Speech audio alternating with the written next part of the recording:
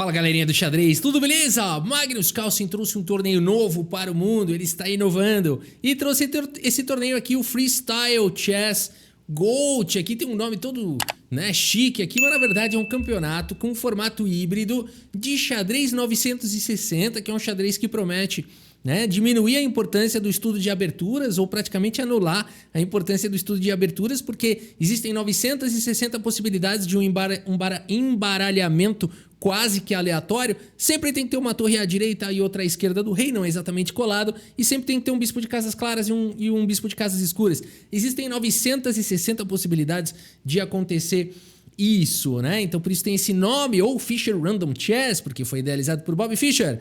E nesse torneio a gente, além de tudo, tem um formato híbrido. Os jogadores jogam partidas rápidas numa primeira etapa e depois partem para o sistema de chaves com partidas pensadas. Olha aí, que legal, né?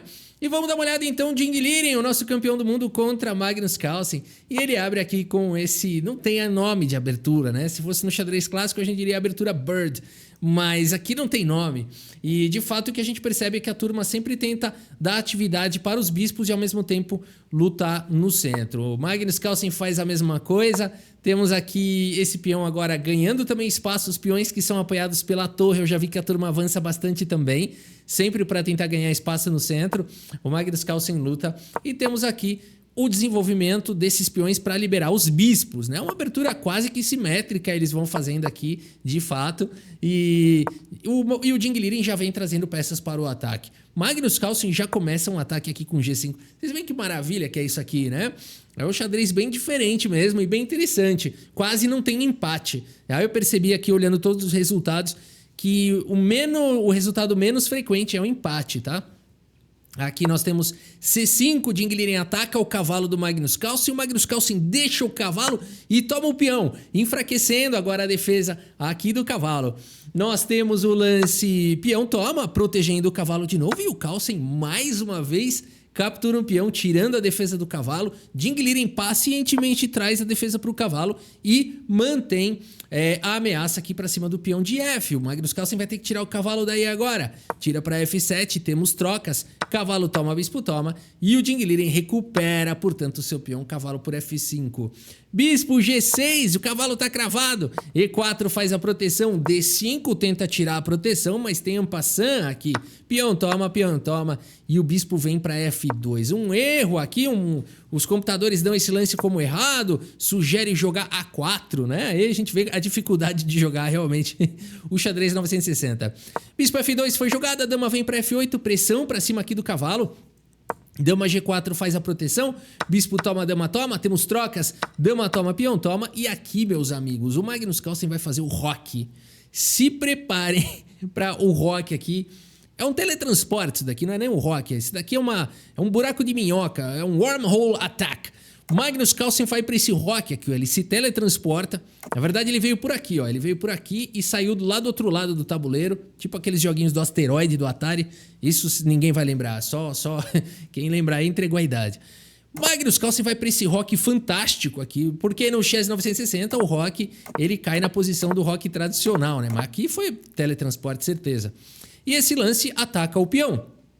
O Ding Liren faz a proteção do peão e agora D5, bispo atacado, volta para casa de C2 e cavalo H3, pressionando aí, atacando o bispo. Torre F1 faz a proteção, um lance que os computadores dão que não poderia ter sido jogado, teria que jogar aqui um bispo H4, coisas desse tipo.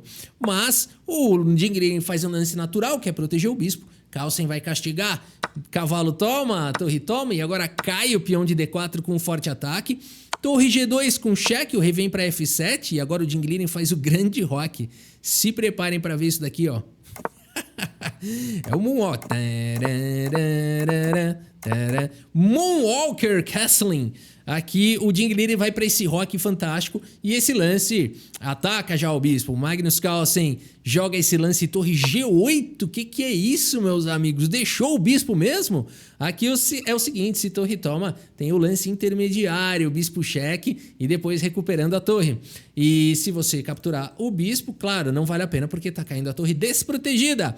Por isso a partida segue em torre 2 e agora temos o bispo volta em segurança. O Ding Liren domina aqui a coluna E. No entanto, o Magnus Carlsen vai para esse contra-jogo com torre G4. Temos agora o lance torre em E6, avançando na posição. O Magnus Carlsen joga o lance torre G2, ataca o bispo. Esses caras são de outro planeta, né? Porque torre G4, você fala porque, né? Ele esperou aqui a torre sair, agora ele falou, oba, né? Vem aqui para torre G2. É torre oportunista, né? Ela vem aqui para G4, ficou meio de olho aqui. A hora a torre saiu, ela vai para lá, né? Que loucura. Torre de 1 e E2 aqui propõe trocas. Torre toma, torre toma. Torre vem para coluna aberta. Bispo vem para D3. Torre desce mais uma vez para casa de G4. Ficou a espreita ali também. Que é isso, meus amigos? É a irmã gêmea da outra, só pode. Rei C2 foi jogado. Torre H4 pressiona o peão. B3, bispo em E7. Temos torre em F2. Mas depois de bispo C5, meus amigos, Ding Liren abandona aqui a partida. Abandonou porque não dá mais. Magnus Carlsen tem um peão a mais e a posição é muito boa. A torre tá atacada, a torre tem que ficar aqui bem na defensiva, né? Tá vindo bispo D6, atacando o peão, vai cair mais um peão. O Carlsen vai ter mais um peão passado. Não é muito intuitivo que essa posição é tão ganha assim para a maioria dos jogadores, porque a gente fala, puxa, mas só tem um peão a mais, né? Por que a barrinha tá dando 5 pontos de vantagem aqui, uma torre de vantagem? Mas, de fato, é a questão do peão enfraquecido, a estrutura aqui de peões bem fraca, né? Os peões bem fracos e a possibilidade da criação do peão passado e de um final em cima disso.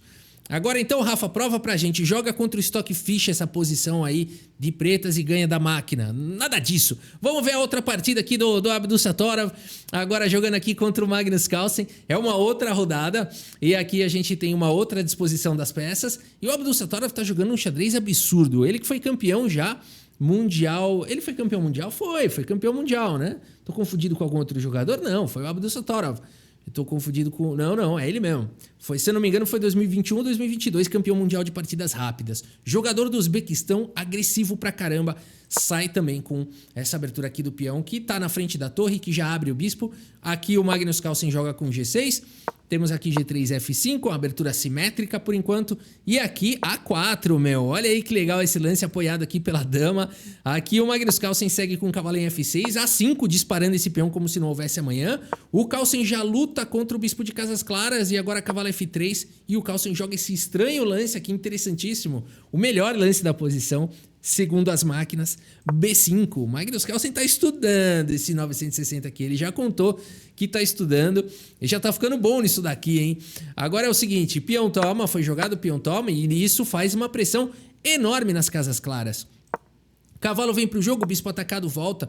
Dama em A2, aqui nós temos dama em B7, esse lance sai aqui dessa coluna. A torre vem pra coluna A, o peão dá um passinho pra frente, fica bem protegido aqui. E agora cavalo em A4 atacando o peão. Magnus Carlsen captura esse cavalo, temos dama toma e agora B5 indo pro contra-jogo. Dama dá um passo pra frente com cheque, o rei vem pro lado, bispo D4 tá indo pra cima aqui o Abdussatorov. Magnus Carlsen segue com cavalo em E4. Propõe troca agora aqui dos bispos e é exatamente o que acontece. Bispo toma, torre toma e aqui D3, tirando esse cavalo avançado perigoso daí. Magnus Carlsen volta com o cavalo, centraliza aqui o Nodirbek. Temos dama C7 propondo trocas e o Abdussa aceita. Dama toma, torre toma e traz o rei pro jogo. O E6 foi jogado, preparando também para trazer o rei para esse final. C3, temos o rei vindo pro jogo, o cavalo manobra. Torre vem para A7 fazer a proteção. Torre A5 fixa os peões. Magnus Carlsen tem problemas. Por quê? Ele está defendendo essa posição com o cavalo e com essa torre. Essa torre não consegue vir para ajudar. O cavalo está atrapalhando. E aqui está muito claro que o Abdussatorov vai sobrecarregar o peão de A. Magnus Carlsen tem problema sério. Cavalo C6 foi jogado atacando a torre. E aqui o Nodirbek Abdussatorov elimina esse cavalo e vai ganhar um peão à força, porque cavalo B4 foi jogado e agora a torre de F em A1. São 3 ataques, apenas uma defesa. Magnus Carlsen tem que encontrar algum contra-jogo.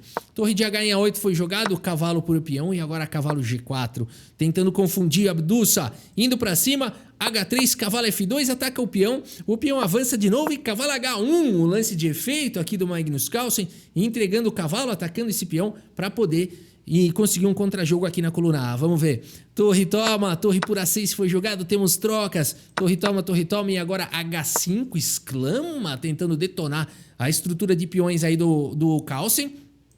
Peão toma, torre toma. Carlsen vai para o contra-jogo, o rei tranquilamente defende e o Carlsen tem que voltar a torre para uma posição passiva para defender o peão de H. A Abdussa segue avançando, mas agora a torre vem para G7 e ataca esse peão. Não tem problema. A Abdussa investe um tempo para defender. C5 vai avançando, o rei vem para D2, C4 tenta quebrar os peões.